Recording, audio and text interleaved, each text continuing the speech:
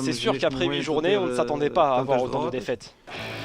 Avant l'entame de la 9e journée, Monaco est bien loin du niveau espéré. Déjà 4 revers cette saison, dont le dernier ce week-end à domicile contre Nice dans le derby. Mais ce qui frappe surtout chez les Monégasques, c'est le manque de force offensive, comme si l'ombre des départs planait toujours au-dessus de l'ASM. Pas évident d'aborder le prochain match et le choc contre le Paris Saint-Germain, les retrouvailles entre le champion en titre et son dauphin.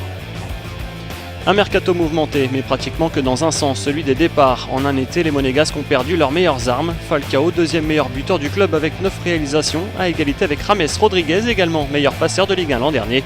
Ajoutez à cela Emmanuel Rivière, remplaçant de luxe, qui a fini à 10 buts, parti à Newcastle, et le départ d'Abidal, le capitaine, et Monaco est pratiquement redevenu une équipe lambda du championnat, du propre aveu de son entraîneur en début de mois.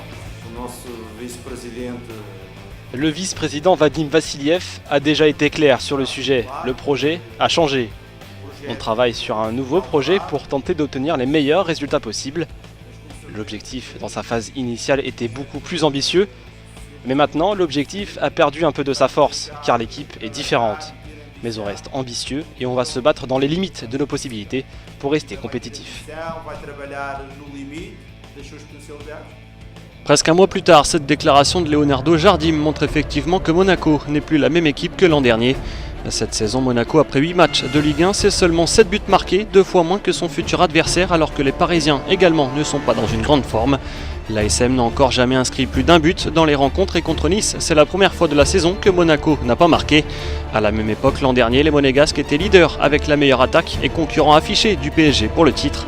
Pointé du doigt, le manque de réalisme assez criant au regard des statistiques. Sur les 4 derniers matchs, les joueurs du Rocher dominent leurs adversaires au niveau des tentatives, comme contre Lyon et Nice, mais conclus par des défaites. Contre Guingamp, 18 tirs côté monégasque, 6 cadrés et seulement un but inscrit pour une victoire certes, mais sans convaincre.